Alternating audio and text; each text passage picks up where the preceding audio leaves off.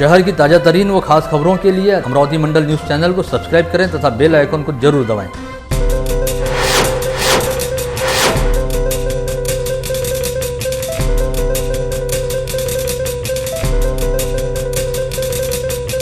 नमस्कार, दैनिक अमरावती मंडल के मंडल news bulletin में आप सभी का स्वागत है। आइए पेश करते हैं आज की कुछ खास खबरें। वर्ष 2020 की इस अंतिम न्यूज़ बुलेटिन में आप सभी का स्वागत है। साथ ही आप सभी को आने वाले वर्ष 2021 की अग्रिम शुभकामनाएं। पेश है आज के मुख्य समाचार।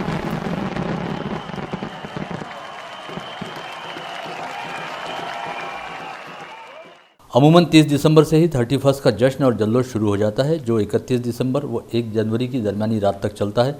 लेकिन इस वर्ष चूंकि कोरोना संक्रमण का खतरा बना हुआ है, साथ ही इस खतरे को टालने की गरज से इस समय नाइट कर्फ्यू लागू किया गया है।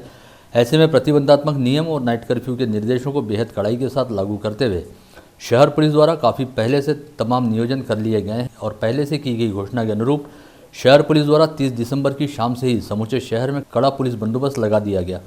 इसके तहत सभी चौक चौराहों पर जबरदस्त बैरिकेडिंग करते हुए हर आने जाने वाले वाहनों की कड़ाई से जांच की जा रही है और रात 9 बजे से शहर की सड़कों पर पुलिस के वाहन सायरन बजाते हुए घूम रहे हैं, जिसकी वजह से रात 9 साढ़े 9 बजे से ही शहर के सभी व्यापारिक प्रतिष्ठान बंद हो गए और शहर एवं आसपास के इलाकों में चलने वाले सभी बार, रेस्टोरेंट और ढाबों के भीतर जाकर पुलिस द्वारा औचक निरीक्षण करते हुए संबंधितों को 10 बजे से पहले ही अपने प्रतिष्ठान बंद करने का निर्देश जारी किया गया। साथ ही कोरोना प्रतिबंधात्मक उपायों को लेकर कड़ी हिदायत देने के साथ चेतावनी दी गई कि यदि 10 बजे के बाद कोई भी होटल, बार या रेस्टोरेंट खुला दिखाई देता है तो उसके खिलाफ सख्त और कड़ी कार्रवाई की जाएगी, जिसकी वजह से समूचे शहर में रात 10 बजे के आसपास पूरी तरह से सन्नाटा दिखाई दे रहा है। कोरोना वायरस के संक्रमण को रोकने हेतु जिले के शहरी व ग्रामीण इलाकों में इससे पहले लागू किए गए संचारबंदी के आदेश को आगामी 31 जनवरी 2021 तक कायम रखा जाएगा। इस आशय का आदेश जिलाधीश शैलेश नवाल द्वारा जारी किया गया है, जिसके तहत कहा गया है कि मिशन बिगिन अंतर्गत अनलॉक के तहत जारी किए गए विभिन्न आदेश भी यथावत कायम रहेंगे। ऐसे में कंटेनमेंट जोन के बाहर रहने वाली सभी आस्थापना सुबह 9 से रात 9 बजे के दौरान शुरू रह सकेंगे। विवाह समारोह में अब भी पहले की तरह केवल 50 लोगों को ही उपस्थित रहने की छूट रहेगी। इसके अलावा धार्मिक यात्रा, उत्सव, समारोह, महोत्सव, स्नेह सम्मेलन, सामूहिक कार्यक्रम, सभा, बैठक, रैली और जुलूस आदि बातों पर पहले की तरह प्रतिबंध कायम रहेगा। इस आदेश का उल्लंघन करने वाले लोगों के खिलाफ प्रशासन द्वारा कड़ी कार्रवाई की जाएगी।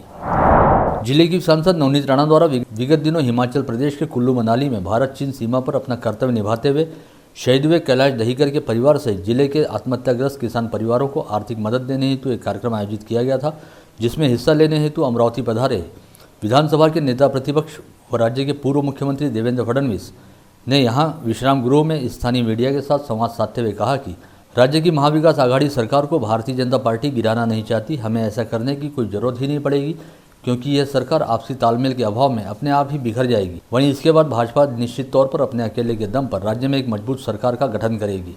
नेता प्रतिपक्ष देवेंद्र फडणवीस का कहना रहा कि राज्य सरकार के मंत्री कृषि कानूनों के खिलाफ आंदोलन कर रहे हैं।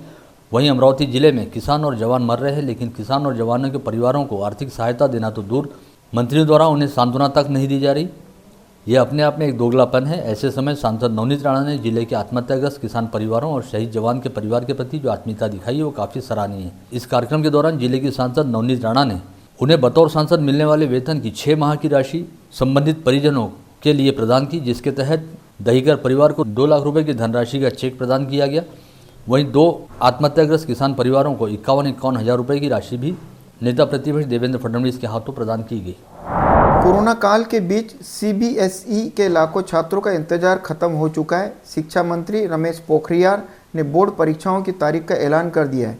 इसके अनुसार कक्षा 10वीं 12वीं की परीक्षाएं 4 मई से 10 जून तक होंगी। वहीं रिजल्ट 15 जुलाई तक घोषित किए जाएंगे। बता दें कि कोरोना महामारी के चलते स्कूल कॉलेज लंबे समय से बंद चल रहे थे। ऑनलाइन क्लासेस के जरिए बच्चों को पढ़ाया जा रहा था। इस बीच अटकलें लगाई जा रही थी कि केंद्र सरकार ऑनलाइन की परीक्षाएं ले सकती है। मार्च या अप्रैल में सीबीएसई की बोर्ड परीक्षाएं आयोजित हो सकती है, लेकिन शिक्षा मंत्री ने अपने कल के बयान में स्पष्ट कर दिया था कि परीक्षाएं ऑफलाइन ही आयोजित होंगी। आज ये तस्वीर पूरी तरह स्पष्ट हो चुकी है। स्थानीय पंचवटी चौक से नवसारी परिसर के राजपूत ढाबे तक सड़कों पर वाहनों की जबरदस्त आवाजाही होती है। ऐसे में इस सड़क की चौड़ाई यातायात के लिहाज से कम पड़ने लगी है। इस बात के मद्देनजर विगत लंबे समय से इस सड़क को 4 लेन बनाए जाने का प्रयास स्थानीय विधायक सुलभा खोड़ के द्वारा किया जा रहा था। विधायक सुलभा खोड़ के द्वारा किए गए प्रयासों के चलते इस सड़क के चौपदरीकरण हेतु केंद्रीय सड़क निर्माण निधि के अंतर्गत 61 करोड़ रुपए की निधि को मंजूरी प्राप्त हुई है और जल्द ही कैंप शॉर्ट रास्ते से लेकर पंचवटी चौक होते हुए नवसारी परिसर के राजपूत ढाबे तक 4 लेन सड़क का निर्माण किया जाएगा। इसे विधायक सुलभा खोड़के की ओर से समूचे शहरवासियों के लिए नववर्ष की भेंट बताया गया है। भारतीय जनता युवा मोर्चा द्वारा स्थानीय राजकमल चौराहे पर जबरदस्त प्रदर्शन करते हुए राज्य की महाविकास आघाड़ी सरकार का तीव्र निषेध किया गया। साथ ही कहा गया कि एक और राज्य सरकार द्वारा महिला सुरक्षा को लेकर काफ़ी बड़ी बड़ी बातें कही जाती हैं, वहीं सरकार में शामिल राष्ट्रवादी कांग्रेस पार्टी की युवा इकाई के प्रदेशाध्यक्ष पर एक युवती द्वारा बलात्कार का आरोप लगाए जाने के बावजूद सरकार द्वारा इस मामले में कोई कदम नहीं उठाए जा रहे।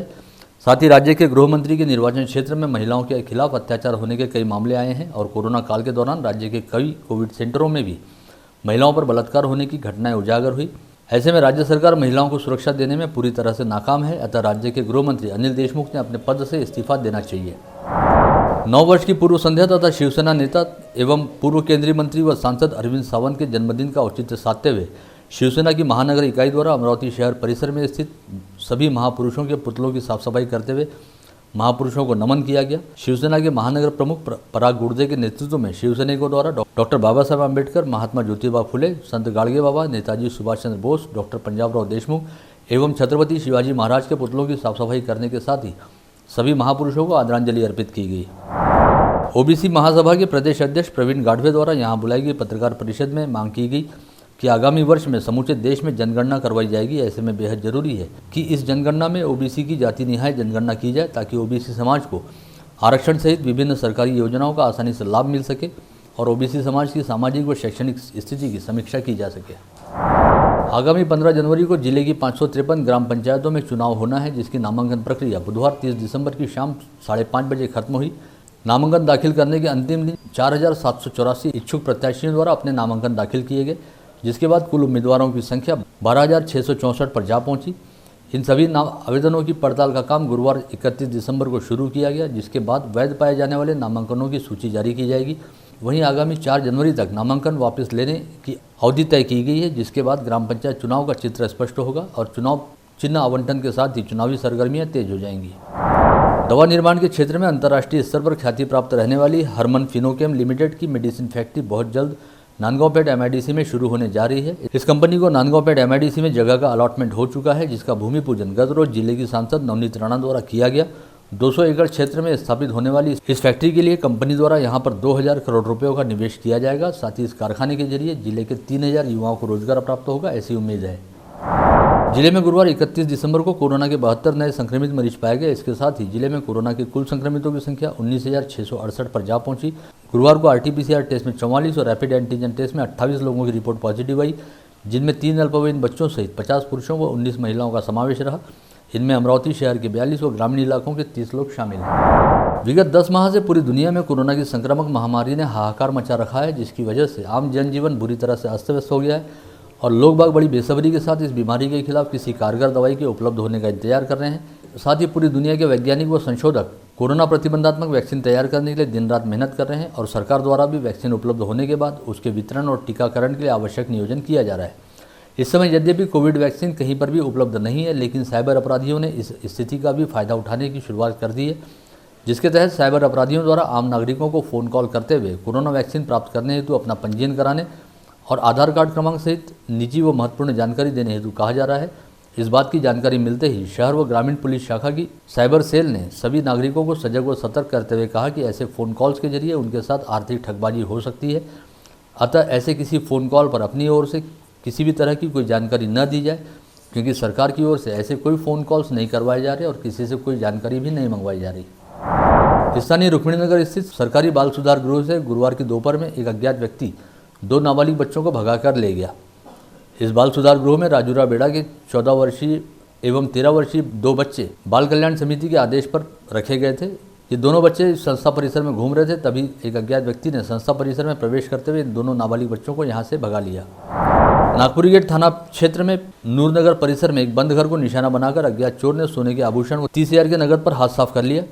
नूरनगर में रहने वाले शेख नियाउद्दीन अपने परिवार के साथ अकोट गए हुए थे। जब वे घर पर लौटे तो उन्हें अपने घर की चौखट टूटी हुई दिखाई दी और घर के भीतर प्रवेश करने पर अंदर सारा सामान बिखरा पड़ा दिखाई दिया। पश्चात उन्होंने इस मामले में नागपुरी गेट थाना पुलिस में अपनी शिकायत दर्ज कराई।